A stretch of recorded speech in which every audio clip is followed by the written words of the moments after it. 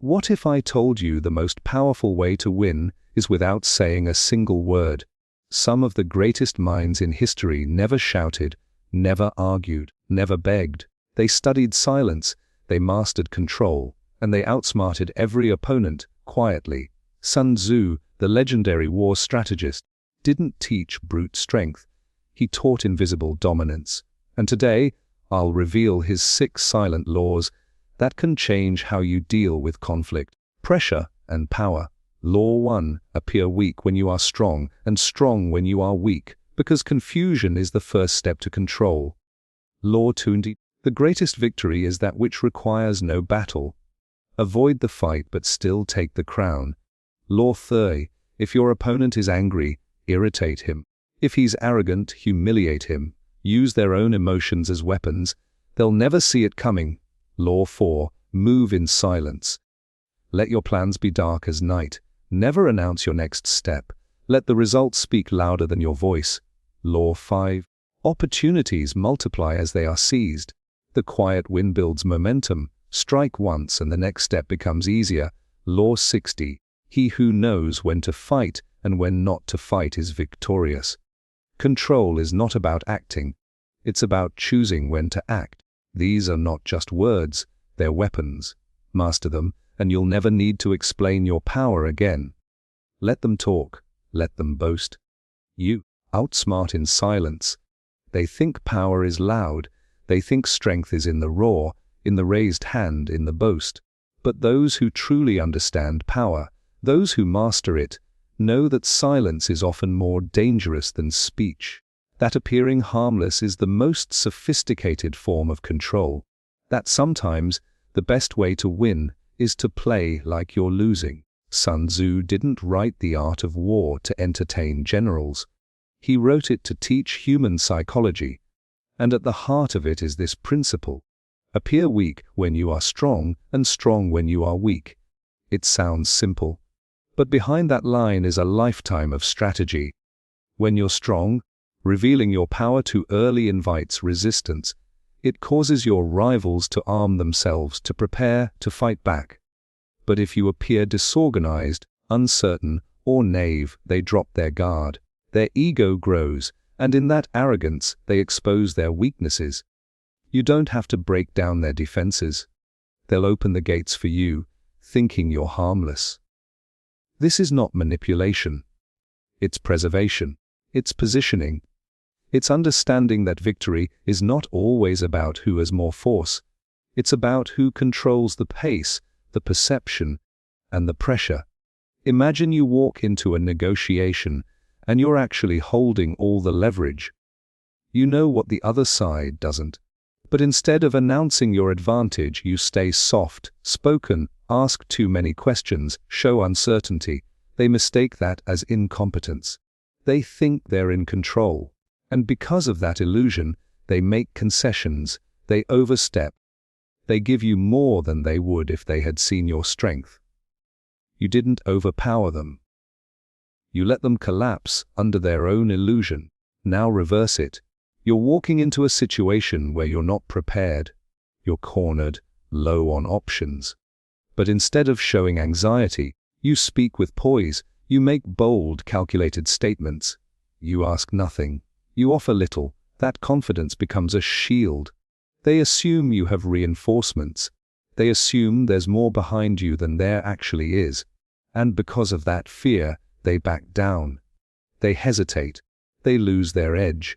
Again, you didn't fight them. You made them fight their own doubts. Strength is not just physical. It's not just about status or resources.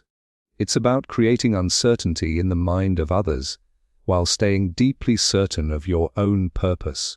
Sun Tzu understood that when others don't know how to read you, they can't plan against you. You become a moving target, a shape shifter, someone they can't predict, and therefore can't overpower. This strategy isn't just for generals or business titans. It's for anyone who's ever felt outnumbered, underestimated, or on the edge. It's for people who can't afford to make noise but still want to change the outcome. It's for those moments in life when you don't need to swing, You just need to wait for them to miss. Your image is a tool. And sometimes, the most powerful thing you can do is wear a mask they're not ready for. Because while they're reading the mask, you're writing the ending. So the next time they try to measure you, let them. Let them think you're fragile. Let them assume you're unarmed. Just make sure that behind that quiet look is a storm they never saw coming. But here's the part most people never see coming. The moment they underestimate you is the moment you start winning, not by attacking, but by absorbing. Power isn't always about domination. Sometimes, it's about redirection. And when someone throws force at you, the strongest response isn't to push back, it's to step aside and let them fall forward. This is the art of strategic softness, the wisdom of restraint, the discipline to hold your position without announcing it. When the world expects you to react, to lash out, to defend, to prove yourself, the most unsettling thing you can do is not react at all. Because silence is not surrender, it's a test.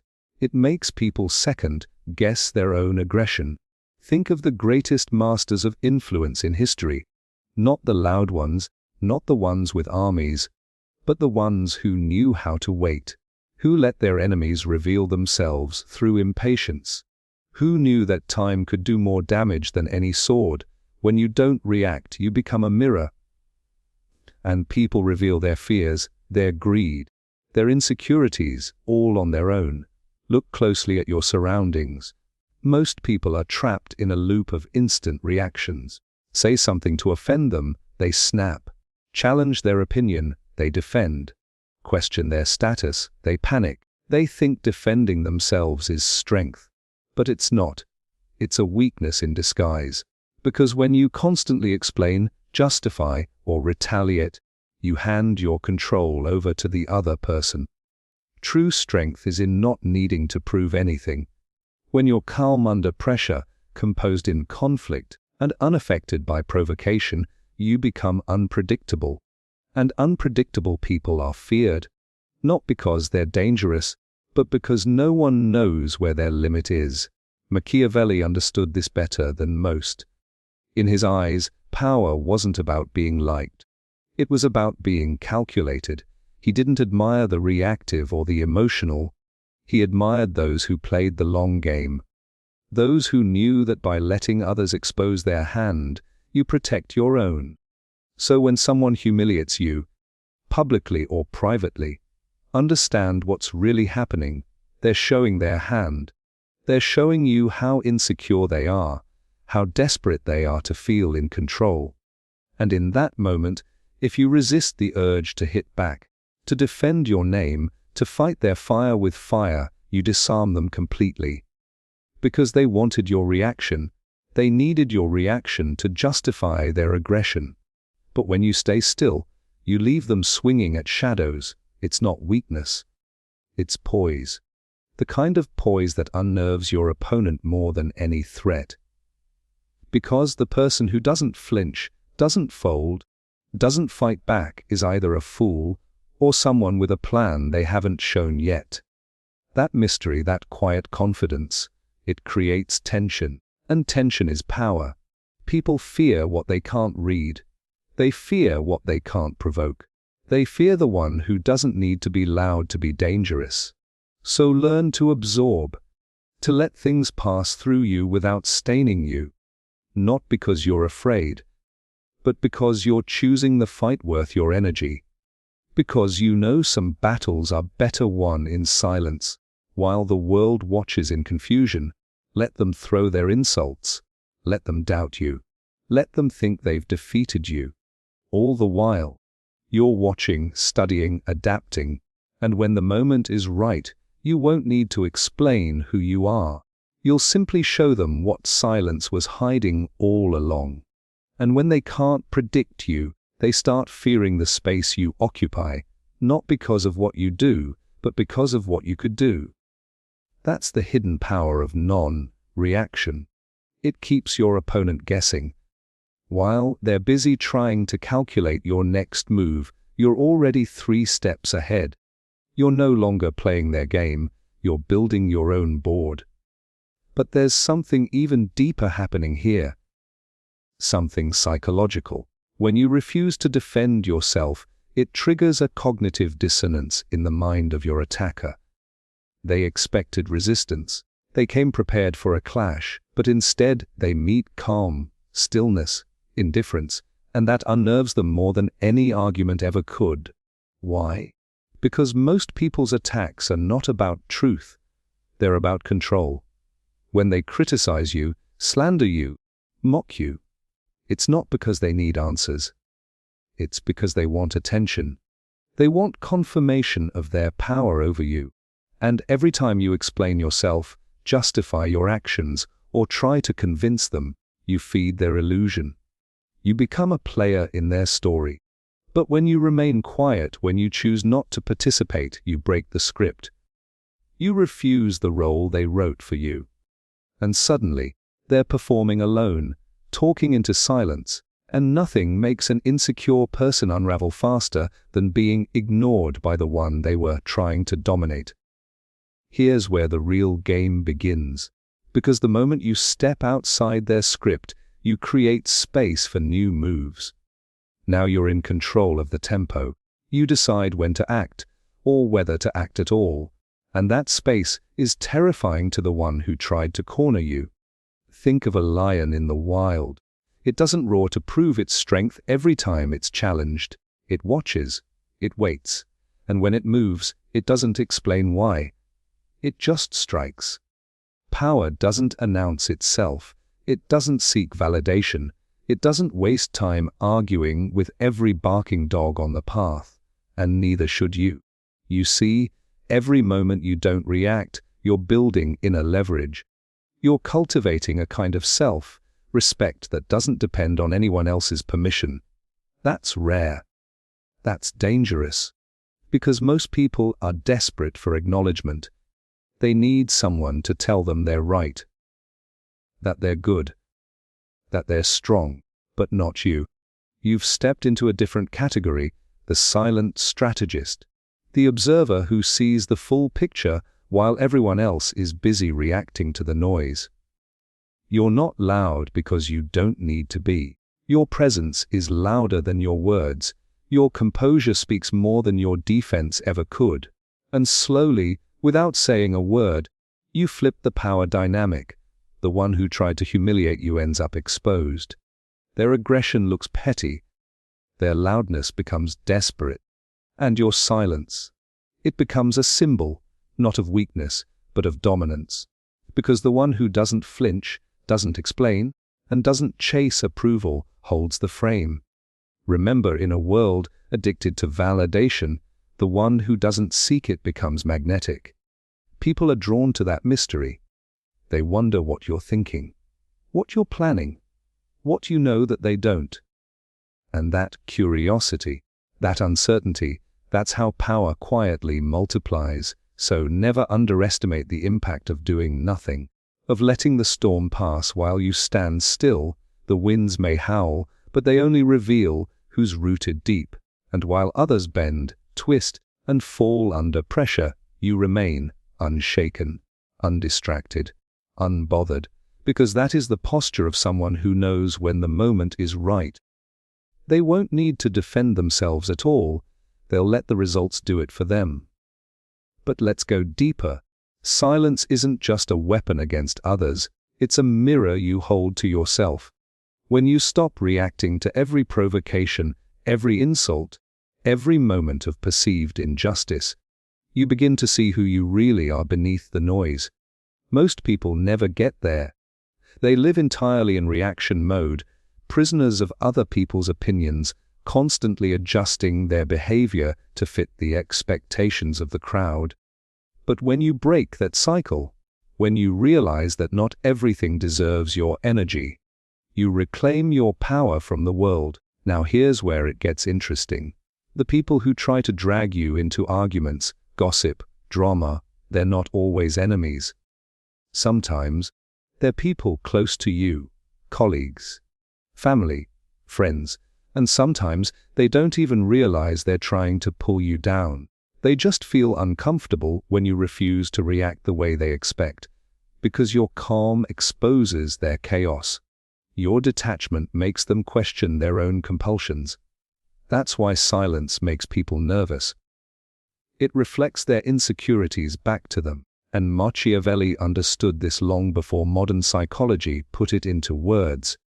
He saw how leaders who responded emotionally, impulsively, or defensively were quickly outmaneuvered, but those who mastered the art of restraint, who allowed others to overplay their hand, those were the ones who lasted. Because in every power dynamic, patience is leverage, stillness is strategy. Let them talk, let them accuse, let them shout. The louder they become, the more obvious their desperation. Meanwhile, you're conserving energy, choosing your battles, calculating your timing. And when the moment comes, you don't speak. You act, and that action, because it's not diluted by over-explanation or emotional clutter, lands with 10 times the impact. Here's the irony. Most people believe that being loud equals being strong, but strength is quiet. Confidence doesn't need applause. The wolf doesn't announce itself to the sheep. It waits until the right moment to move, and when it does, there is no second guessing. Power is most effective when it's invisible until it's irreversible. But you can't fake this. You can't pretend to be above reaction while seething with insecurity inside. That's performative stoicism. And people can sense the contradiction. True silence, as power comes from deep inner clarity, from knowing who you are, what you value, and what you don't need to prove. Once you get there, something amazing happens. You become immune to provocation. Their words, just sounds. Their attacks, just movement. You've developed psychological armor, not by hardening yourself, but by becoming so clear on your own direction that distractions bounce off you. And what's more dangerous than a person who can't be baited? They can't be trapped. They can't be manipulated.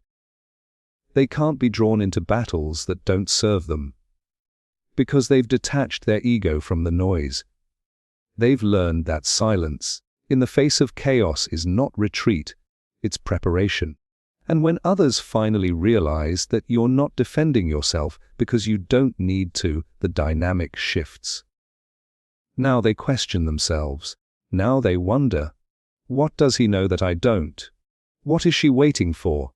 That doubt, that uncertainty, that's the opening. That's where you win without lifting a finger. Because when you hold your ground without flinching, when you let them exhaust themselves with noise, when you walk through fire without screaming, you're doing something very few people can. You're mastering yourself.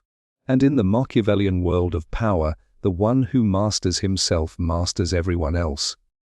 When you choose silence, not out of weakness, but as a deliberate strategy, something remarkable begins to unfold. People reveal who they truly are. Silence is not empty, it is filled with information. In fact, it is one of the most powerful investigative tools in the arsenal of those who understand human nature. Machiavelli knew this intuitively. When you stop speaking, people begin to fill the space with their own fears, suspicions, projections, and ultimately, their truths. This is a law of human behavior. People cannot sit with uncertainty. Most are not trained to handle ambiguity. When you don't respond to a provocation, when you don't clarify your stance, when you don't react emotionally, they begin to unravel. And in their need to feel in control, they talk. And when they talk too much, they make mistakes. They over-explain. They expose their insecurities. They give away their strategies. And you observe. This is what makes silence so dangerous. It's not passive. It's surveillance. You're not withdrawing, you're gathering intelligence. Every reaction you observe becomes a data point. Every word they say, every nervous glance, every contradiction, they all tell you something about their weaknesses, their intentions, their fears. In a world where people constantly seek to respond, you become powerful by learning to read. This is exactly why silence intimidates people. It makes them feel watched, judged, unsure. When you refuse to react, they begin to suspect that you know more than you actually do. Their paranoia fills the void, and the more paranoid they become, the more control they lose. This is where you gain the upper hand without lifting a finger. Your silence becomes a canvas onto which they project everything, and the projections reveal their hand long before they think they've played it. Here's the real genius when they reveal themselves. You don't need to attack. You don't need to defend. You only need to wait, and when the time comes, you will strike. Not blindly, but with precision, because you now know exactly where they are vulnerable. Machiavelli would argue that those who talk the most often reveal the least about others and the most about themselves. Watch closely the next time someone tries to discredit you, insult you, or bait you. Let them speak. Let them keep speaking. You'll be amazed at how quickly their mask falls away. And what happens if you speak too soon? You ruin the reveal. You interrupt the very process that would have exposed them. That's why silence requires not just discipline, but faith. Faith that the truth will come out on its own. Faith that human nature is too restless to remain hidden when faced with stillness. So next time you're attacked, challenged, or dragged into an emotional confrontation, don't rush to explain or justify. Let them fill the space. Let them expose themselves, because people always do. In every battle of power, the one who speaks first reveals more. The one who reacts loses leverage. But the one who waits, watches, and chooses their moment carefully, that person walks away with not just the victory, but with knowledge. And knowledge is the ultimate form of power. Remember, silence doesn't mean you're uninvolved. It means you're observing, calculating, strategizing. And when the truth reveals itself, not by force, but by your calm presence, you'll have all the proof you need to act or never need to act at all. Because when your silence makes others undo themselves, you've already won. Power is not always about speaking louder, moving faster, or acting first. Sometimes real power lies in the ability to sit with discomfort, quietly, calmly, and without needing to escape it. In Machiavelli's world, the ability to endure psychological discomfort was not just a trait, it was a tool. Because most people cannot handle it, they will do almost anything to avoid tension, explain, overreact, overreach. They need to break the silence, justify their position, defend their ego, prove their worth. This need becomes their weakness. And their inability to sit with discomfort gives you an invisible advantage. When you remain composed in moments of tension, when you show no visible signs of cracking under pressure, you project something terrifying to others: self-mastery. It's intimidating because it's rare. It means your power doesn't depend on external validation. You don't need applause, approval, or defense. You are unshaken because you are grounded in something deeper than reaction. Think of a negotiation. The one who can sit in silence after an offer is made usually wins. Why? Because silence creates pressure. And the one who cannot sit with that pressure will break the tension, usually by compromising, saying too much, giving up too soon. Now take this principle beyond the negotiation table, in personal relationships, in politics, in leadership. The person who can hold a pause, tolerate ambiguity, or resist reacting emotionally will always hold the higher ground. This does not mean you do nothing. It means you don't move until the moment is strategically right. Machiavelli observed that rulers who acted too impulsively, driven by emotion, pride, or fear, often fell prey to manipulation. But those who waited, who could bear the discomfort of not knowing or not reacting, eventually outmaneuvered their enemies, because discomfort is temporary, but a strategic misstep that can cost you everything. This principle applies even when you are falsely accused or publicly challenged. The weak man rushes to defend his honor at every insult, but the strong man allows the discomfort to grow, lets others gossip, speculate, attack, and does nothing.